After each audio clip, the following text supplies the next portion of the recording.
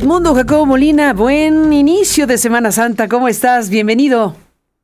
Buen inicio de semana, Carmen. Qué gusto verte, aunque sea ahora ya no en el estudio, aunque sea de manera virtual. Exactamente. Saludos a donde te encuentres. Saludos donde te encuentres.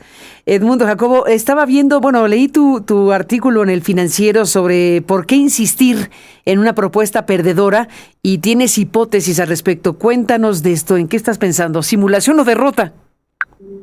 Híjole. Como sabes, no me gusta especular mucho, pero creo que toda la suerte que ha corrido la iniciativa de la doctora Sheinbaum respecto a la reforma electoral nos obliga a pensar qué pasó, y más en un país hiperpresidencialista como este, en cualquier país en donde el Ejecutivo envía una iniciativa y en donde por la investidura que tiene, pues tiene que cuidar la propia investidura, y si se trata de una iniciativa de esa relevancia que amerita su intervención y no se hace a través de su partido político, su coalición o a través de un tercero, sino que es directamente el representante del Ejecutivo quien envía la iniciativa, pues esta debería cuidarse mucho, de manera tal que cuando llega finalmente a la instancia del Congreso, ya sea en el caso mexicano, a través del Senado o a través de la Cámara de Diputados, uno supondría que ya cuenta con la suficiente número de votos o muy cerca de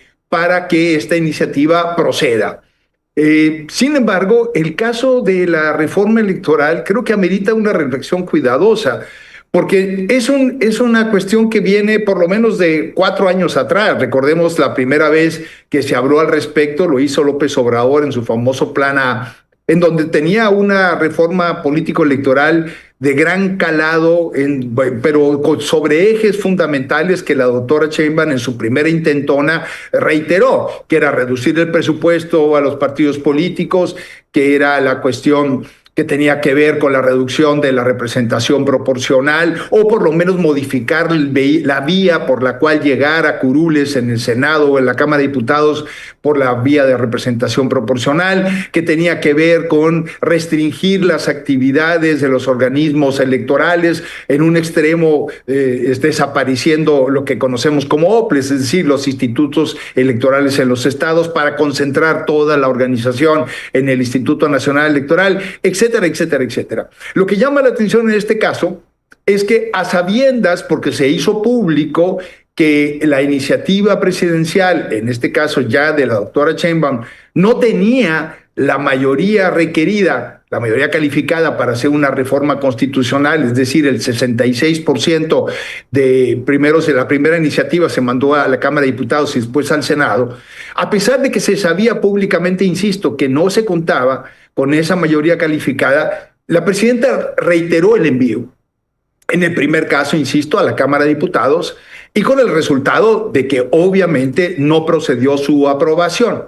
Los aliados, PT y Verde en este caso, sintieron que se trataba de una iniciativa en las cuales les podría ir la vida, porque se reducía el presupuesto y la forma de acceder al Congreso. Pero por otro lado se reitera la iniciativa. Claro, se reducen mucho las pretensiones, se deja de hecho solamente una de fondo, que es mover la revocación de mandato del 2028, donde está previsto en la Constitución, al 2027, lo cual una modificación así, ya que está en el texto constitucional, requería las 2/3 partes. A pesar de eso, no se aprueba la iniciativa en esa parte. Y insisto, a pesar de que se había hecho público que no la acompañarían, en este caso ya el PT en particular, porque estaba en el Senado y con 2 senadores de la coalición que no estuvieran presentes o no votaran en la sesión, con eso era suficiente para que no procediera. Procedió solamente una parte, a la cual nomás la calificaré como un atropello más al federalismo, porque imponerles desde el acuerdo federal a los estados, pasando por la autonomía y la soberanía de los estados, hasta el presupuesto para los congresos, el número de regidurías y sindicaturas, me parece ya un verdadero exceso. Entonces creo que todo este conjunto de cuestiones nos deben llevar a pensar ¿qué pasa con esto? ¿Por qué sucedió todo esto? Yo tengo por lo menos 3 hipótesis. La primera vamos a hacer eco a lo que la doctora Sheinbaum ha insistido, que se trataba de un compromiso de campaña en donde el pueblo, lo que esto signifique, le había pedido que llevara esta reforma a cabo.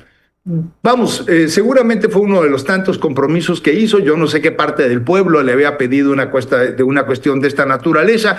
Yo no recuerdo que a lo largo de la campaña presidencial del 2023-2024 esto hubiera sido un tema de la mayor envergadura. Sí, obviamente para López Obrador, su antecesor, lo era y siempre nunca lo ocultó. Pero vamos a decir que su narrativa fue: yo cumplí con el compromiso del pueblo. Allá los aliados, PT y Verde, si no lo quieren aprobar, allá la oposición, que están yendo contra el pueblo. Es una narrativa. La segunda, que creo que la vez pasada lo comentamos, Carmen, ante el cúmulo de problemas que vive el país y el mundo, la guerra en Ucrania, la guerra en Irán, las tensiones en América Latina, de un Donald Trump que entra a Venezuela, presionando a Cuba, echando ojos sobre Nicaragua, volteando a Bolivia, etcétera, etcétera, y también sobre México, para decir: hey, mis fronteras están siendo amenazadas por problemas de seguridad y problemas de migración, y la presidenta me pide no intervenir, pero hay esa presión encima, y a pesar de que la Secretaría de Seguridad y las fuerzas públicas de seguridad en general han insistido en remitir ciudadanos mexicanos presos en cárceles a las cárceles norteamericanas, parecería ser que los norteamericanos dicen no es suficiente, y eso genera una tensión interna muy fuerte. Para no hablar hasta de derrames y desastres ecológicos, producto de no sabemos bien si un buque fantasma que estaba haciendo tráfico de huachicol, o malas instalaciones, o pésimo mantenimiento, o muy mala atención, o inoportuna en su momento para contener el derrame. En fin, en este cúmulo de problemas, ¿en serio insistir sobre una reforma electoral? Sí. ¿O es una cortina de humo para desviar la atención a este tema, politizarlo y dar tiempo para que incluso las negociaciones sobre el TMEC, que están en marcha, con toda la complejidad que eso significa, puedan seguir avanzando? Con la mala noticia, que seguramente lo deben tener muy claro en la presidencia de la República, estos temas y la presión de Donald Trump van a estar presentes hasta más allá de noviembre, cuando son las elecciones intermedias en Estados Unidos. Pero hay una tercera hipótesis, Carmen, que me llama la atención. Si esto fue realmente un ejercicio de tensión de fuerzas al interior de Morena, al interior del bloque dominante. Déjame plantearlo de la siguiente manera. ¿Por qué la presidenta de la República pudiera querer jalar la revocación de mandato al 27? Lo hemos comentado, se ha comentado muy ampliamente, porque quería estar en la boleta, defendiendo la continuidad de su gobierno y con esto arrastrar a Morena.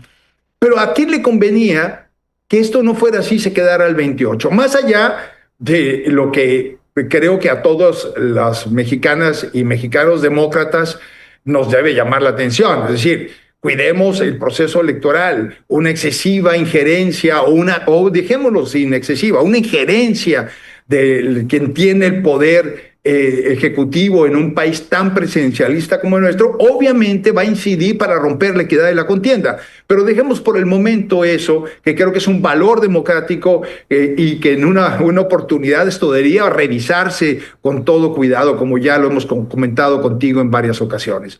Entonces, fuera de eso, ¿a quién le podría convenir dentro del bloque dominante que la revocación de mandato se quedara al 28? Pudiera ser a López Obrador, fíjate, que es una hipótesis que la pongo sobre la mesa para discutirla. ¿Por qué? Porque si en el 27 Claudia Sheinbaum lograra la revocación de mandato con la popularidad que tiene y arrastrara con eso las elecciones en los 17 entidades federativas, en los 31 congresos de los estados que van a estar en juego, en la Cámara de Diputados, en 30 elecciones de presidencias municipales en 30 estados, del país, eso le liberaría de depender tanto políticamente de su antecesor y jalar las riendas desde este momento para iniciar el proceso, que es lo que está en juego. Morena sí ya lo anunció, iniciar el proceso de selección de quienes llaman los defensores de la Cuarta Transformación, que no es otra cosa que anticipar las precampañas en la selección de quienes van a ser seguramente sus candidatos ya registrados en enero del próximo año, cuando está previsto por el calendario electoral, y con esto obviamente están violentando el propio calendario electoral, como lo hizo López Obrador, por cierto, en el 2023, adelantando todos los tiempos en lo que ya él mismo propició como la preselección, que finalmente resultaron ser sus candidatos. Va la hipótesis entonces, con toda claridad, hasta dónde ella realmente políticamente le convenía adelantar la elección, la revocación de mandato al 27 para reafirmar su liderazgo y empezar a depender menos de quien la llevó a la presidencia de la República. Y a lo mejor lo que le convenía es dejar la espada de Damocles encima para el 28 y no soltar todas las riendas de la conducción política. Creo que en este momento hay una gran tensión normal en la política, pero acentuada por la forma de hacer política de Morena, en donde está en juego quién va a decidir quiénes son esos que van a encabezar las candidaturas para las elecciones intermedias del 27. Me atrevo a ponerlo sobre la mesa, tú me conoces, no me gusta especular mucho, pero no se entiende cabalmente cómo es posible que con todos los anuncios públicos hechos de que no iba a proceder esa reforma, la presidenta insiste una y otra vez y deja al final como única iniciativa de fondo el mover la fecha del 27 al 28. Sin duda, hay mucho que todavía tienen que ponerse de acuerdo los tres partidos coaligados, PT y Verde, y eso podría explicar incluso la fotografía que se tomaron en el Senado, el día que se hizo la votación en donde por segunda ocasión no procedió a la revocación de mandato. Vemos una fotografía, ahí está, ahí la tienes en pantalla, de los tres líderes PT, Anaya, Mier, Morena y Velasco por el parte del Verde, que parecería que están festejando cuando acaban de derrotar la iniciativa presidencial. Uno puede decir, bueno, es que todavía les esperan muchas decisiones que tienen que tomar juntos, y mientras no tengan reemplazo al PT y al Verde, que eso podría ser con el registro de nuevos partidos políticos, los necesitan. Y entre otras cosas, por ejemplo, está la próxima elección de las 3 consejerías que quedarán vacantes a partir del próximo 4 de abril, para nomás mencionar un caso en donde todavía Morena necesita los votos de PT y Verde, porque esa designación requiere 2/3 partes de la Cámara de Diputados. Pero también hay muchas otras decisiones por delante. Pero de todos modos, celebrarlo de esa manera me parece francamente difícil de entender. Y al día siguiente, la presidenta de la República sale a reprobar públicamente y de alguna manera políticamente velada, pero bueno, no es cierto, bastante explícita, perdón que me corrija, deja ver y le señala al PT que la opinión pública, la ciudadanía y el movimiento les van a cobrar la decisión de no haber acompañado esa decisión. Entonces hay muchas señales en este lenguaje no explícito, pero sí que conduce a decisiones que llaman la atención de por qué, a pesar de todo, se insistió en esta dirección y cómo el Verde sí finalmente acompañó la iniciativa, pero el PT, prácticamente en bloque, no lo acompañó. Eso me lleva a pensar si realmente detrás de todo esto lo que estamos viendo es las tensiones al interior del propio movimiento de Morena, y el bloque dominante con PT y Verde están en juego, ya que es el momento de empezar a definir qué va a suceder. Por ejemplo, sin duda, al Verde le interesa si va a conservar la gobernatura en San Luis Potosí y quién será su candidata o su candidato, porque la regla del nepotismo aplica constitucionalmente para el 30, pero los estatutos de Morena, por decisión e influencia de la presidenta de la República, se modificaron para que aplique desde esta intermedia. Los aliados dicen, eso no me aplica a mí, aplica a la Morena. Sin embargo, la presidenta ha dicho con toda claridad que estará observando esos procesos.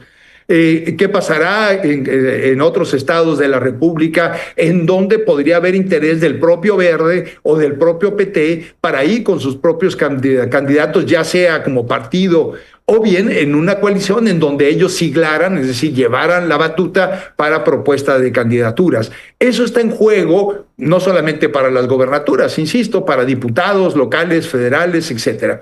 Entonces, lo que podría estarse jugando aquí es quién, perdón, por volver a aquella vieja tradición priista, quién manda en este país y en dónde está realmente el control de los diferentes hilos. Finalmente, creo que es una mezcla de las tres cosas. Uno, es una narrativa en donde la presidenta de la República dice eso es mandato popular, quiere decir no voy a cejar en insistir en esa reforma electoral. Dos, es una buena cortina de humo para no entrar a debate de otros temas muy delicados como seguridad, y ya los he mencionado. Y tres, reflejaría también una tensión al interior del bloque dominante y al interior del propio Morena, en quien tiene el liderazgo al respecto. Perdón por atreverme a hacer tanta especulación, Carmen, pero creo que amerita una reflexión lo que ha pasado y no dejarlo pasar solamente. Ahí están estas hipótesis importantes, sin duda. Te apreciamos que las compartas aquí. Un abrazo y buena Semana Santa. Muy buena semana, Carmen, con mucho gusto. Gracias por estar aquí. Edmundo Jacobo Molina. En Aristegui Noticias. En Aristegui Noticias.